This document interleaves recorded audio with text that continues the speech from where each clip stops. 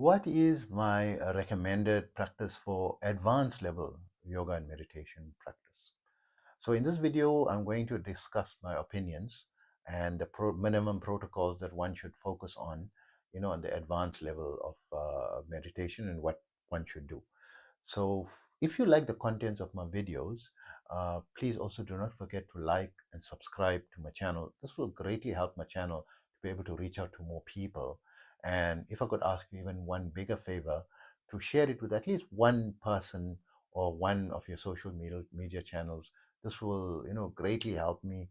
And also, I would love to hear your comments as well. If you can put your comments, and then I can get a better idea of how this is reaching you and how people are feeling about this, right? And this really encourages me because it takes a lot of time and sacrifice for me to create these videos purely for the benefit of everyone, right?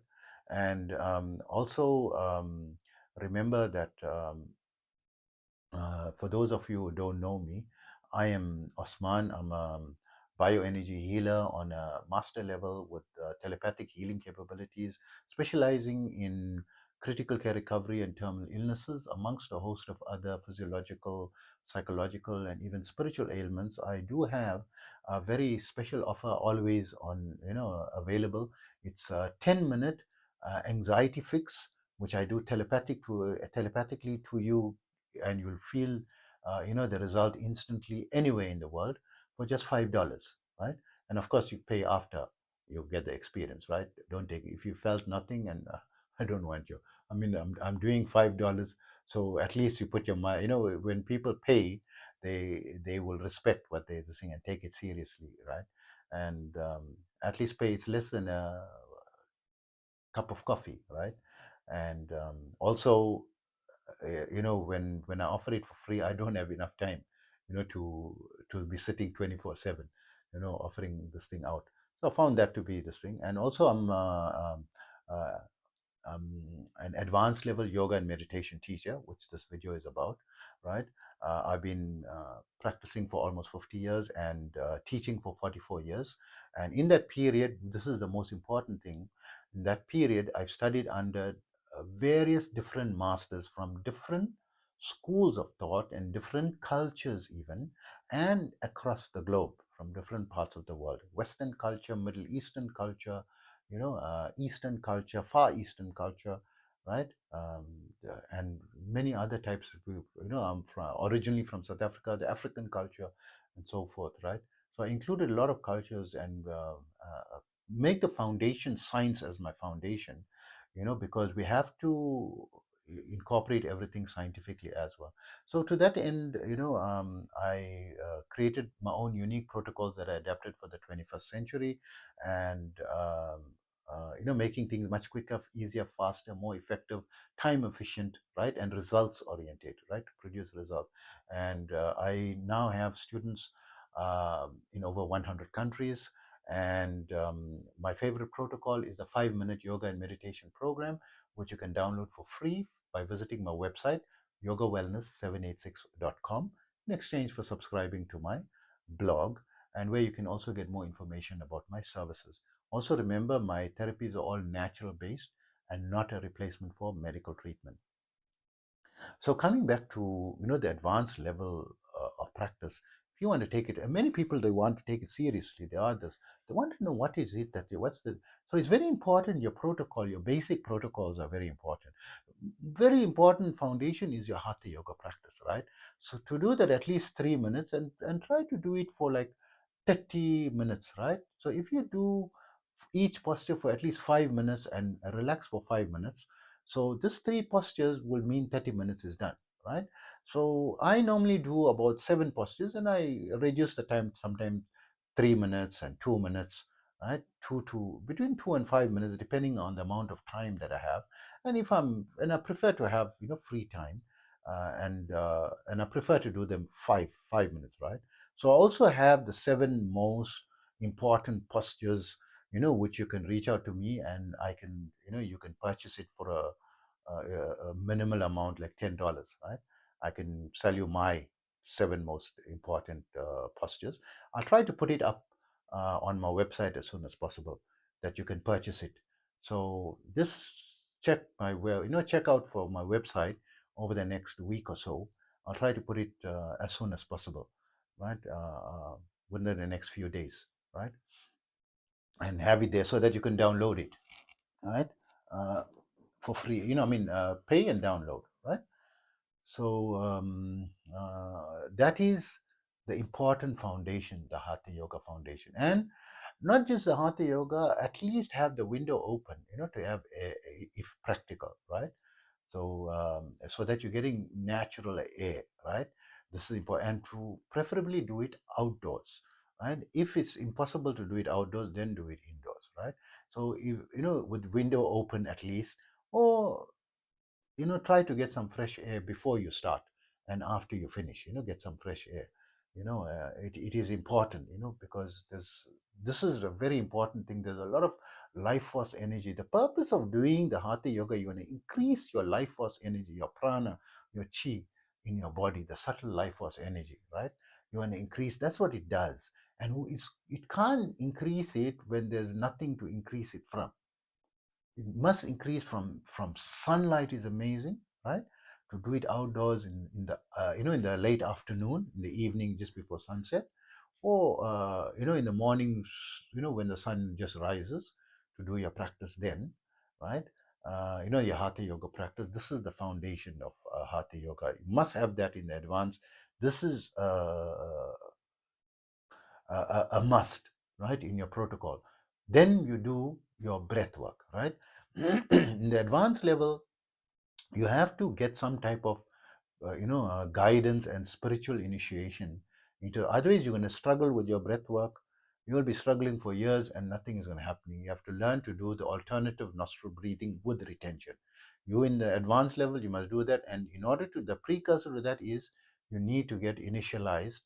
And that requires like about, a significant amount of energy transference, which I do. It takes me about 10 days of minimum 1 hour each, right? And of course, to boost it even more, some students want 100 days of it, right? And this is the best to do energy transference, so I can boost your energy by transferring my energy, for 100 days. So of course, it becomes very expensive that way, but a minimum is 10 days, right? Or if you are able to come physically to me, minimum 1 day, one on one, or even telepathically. But 10 days, I don't like to do 1 day because it becomes dangerous, right? The alternative nostril, the advanced level pranayama is very dangerous if you don't follow the steps. The important steps is you have to get someone to unblock all your chakras, and that takes time, right? Minimum 10 days to substantively unblock it. To make sure it's completely unblocked takes 100 days, right, of energy transfer, at least minimum 1 hour per day. And then you're going to be able to, but of course, I mean, not many people are going to be able to afford that. You can do, before you attempt, if you can't afford to pay for it or anything, you just practice the normal, breathing in through your mouth, nose and out through your mouth, or you can do Nadi Shodhana, right? In through your left nose, out through your right nose, in through your right nose, out through your left. So in the advanced level, you have to do alternative nostril breathing, but without retention if you're not spiritually initialized and cleared, right? So you need to be unblocked, for the retention part to be safe. Otherwise, it's going to be dangerous. You can have involuntary Kundalini awakening that can go so way bad, so way bad. It's not 100, hundreds of thousands of people worldwide is suffering with involuntary Kundalini awakening that are adversely affecting them, that they are even being institutionalized permanently for the rest of their life as insane, right? It is dangerous. Yes, maybe it's just a fraction of a percentage, of people, because a few 100,000 compared to 8.4 billion is not that many, but how many people are into yoga and meditation, right? And so it's a significant risk. You don't know, even if it's 1%, maybe you're part of that 1%. So it's a 50-50 chance you are the 1% or you're the 99%. You don't know. You're only going to know when you feel normal, you feel amazing, you feel okay, no problem, right? You're strong. You are Mr. Macho Man or Macho Woman, right? You can handle anything. You can handle life stresses. You handle everything. You haven't handled Kundalini up promise you, it's not the same thing. It is it is not something you want to take on unprepared. So the breath work is the pivot minimum, I would say. Nadi Shodhana, alternative. What the alternative nostril breathing does, it helps to clear when you're doing breathing. You separating the left side and the right side breath work, right? And by doing the breath, you cleansing the main channel on your left and your right of your spine, the Ida and the Pingala nadis, right? So you have the nadis are actually subtle conduits, right? That's taking the life force energy to all parts of your body and energizing, giving it that subtle life force energy. That's the reason means you are alive, right? The symptom of life, right? Giving the symptom of life to everything, right? Which is because it's not only nutrients. Nutrients alone, you can take it, anything. You can't give life for it with nutrients. Someone is dead. Put nutrients, it's not gonna work, right? So you can shock them, resuscitate them by electrical shocking, but the life force energy is what they need. So this is how come I'm so good with critical care recovery and terminal illnesses. I know how to transfer this, the secret to life, to the person, because his life force energy is too low. I need to boost it tremendously, and this is why I'm so successful with that. So this Nadi Shodhana, you're cleansing the left side and the right side. The main one on your left side is the Ida Nadi, and your right side is the Pingala Nadi, right? And each side is connected to, because there's a total of 72,000 nadis that's permeating your entire body, and there are 36,000 on each side. So it's 35,999 plus the one main one, 36,000, and then the same on the other side, right? So when you're just focusing on cleansing just the two nadis, so once it's cleansed, then it's like dirty smoke, right? That's clouded all the other nadis. Will come back to the clean place because homeostasis has to happen. Then the next day you cleanse, you get rid of it, then more comes out. You That's the way to draw it. A very slow process, right? So one of my pranayama teachers says it's like these are the also called the samskaras, or your impressions, your, or what one would say in modern science, like your clearing your subconscious mind, right? Equivalent to clearing a subconscious mind, which controls 95 to 97% of your conscious behavior, right? Conscious behavior is only 3 to 5%. That is why you can't even, you know be purposeful. You set your goals and you can't achieve it. You keep going in circles and making the same mistake, the same habits, and earning the same amount of money, and you can't earn more than that, and you always seem to be getting the same problem relationships over and over and over, going round and round in a circle, because you don't have physical control. 95 is from your subconscious, right?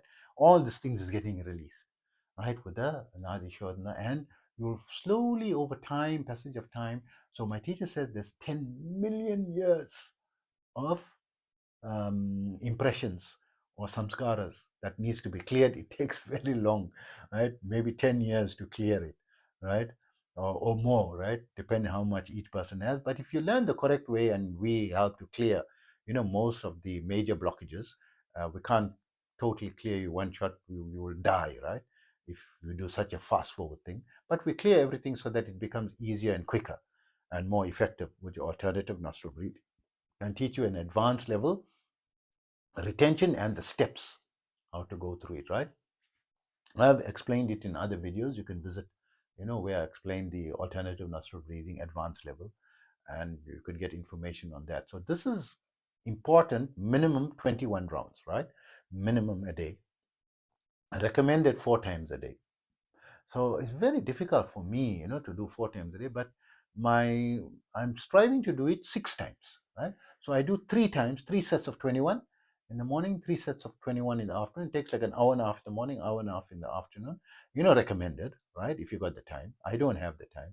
I do minimum 21 rounds a day, right? Which is around 35 minutes it takes me to do the alternative nostril breathing with retention, right? So this is absolutely a must for advanced level practice. Then with regard to the meditation practice, minimum for advanced level practitioners is 3 hours a day, right? From 3 a.m., you get up in the morning and do your meditation. Do minimum 3 minutes of hatha yoga. Just do like 5 to 10 minutes of breath work, like breathing in through your nose deeply, breathing out through your mouth, or you can do your 30 minutes, of nadi shodhana. I mean, annum vinnalum, right? If you activate it and know how to do it, right? And in the beginning stages, it takes about 10 minutes to do it, right? But when you advance, you go to the advanced level, it takes around 35 minutes to do the correct level on the advanced level, right? And a little bit more to go on the quantum level, right? And we won't talk about all those levels in this video. That's another long story. And doing that, and then do your three, so about 30, 40 minutes, 35 minutes breath work, 40 minutes breath work and hatha yoga, and then 3 hours. So from 3 a.m. to 7 a.m. is your time, for meditation. So not many people have 3 hours, but you have to build it up, right? The important time is in the morning from 3 a.m. So by the time it's 4 a.m., you primed yourself for the meditation correctly. You're going to have a nice, smooth 3 hour meditation to 7 a.m., right? And of course, the way to do it is to take breaks in between. You can stretch your legs out, in between while you're doing it, and recross them. And I shouldn't be teaching you, how to do, the posture and so forth on the advanced level, right? So this is not for beginners. This video is for advanced level people. So all the various postures. So the best posture, of course, for meditation, and pranayama practice is Siddhasana. Then also you have to incorporate in advanced level yoga and meditation, your Kriya. The same Kriya is taught by Yogananda. He recommends minimum, 24 rounds a day. That should take you, I would say, about 30 minutes, right? 24 rounds a day if it's done, properly, 20, 25, 30 minutes, 20 to 30 minutes, right? It will take you, that you must do, because this will fast forward your meditation progress, right? So you can incorporate that at any point, and if you can even incorporate it before the start of your meditation, right? Your Kriya, and then certain meditation. But the Kriya I normally separate it, right? Because it it's like putting yourself through electrical shocking machine, right? It needs, like, a dedicated practice at some point, that you can see where to fit it in, right? In your program. So I've created a simpler version of it, and of course that also need initialization, and you must have already reached the advanced level of pranayama before you even attempt the kriya. Because if you don't leave the kriya out, you are going in snail progress, right? You don't want to be meditating 50 years and just achieve tranquil mind. This is not the reason for advanced meditation. You want to open your third eye. You want to, be able to, control your prana, be able to heal people, in advanced level, cancer treatment or critical care recovery, or be able to, reach the mystical aspects of yoga, right?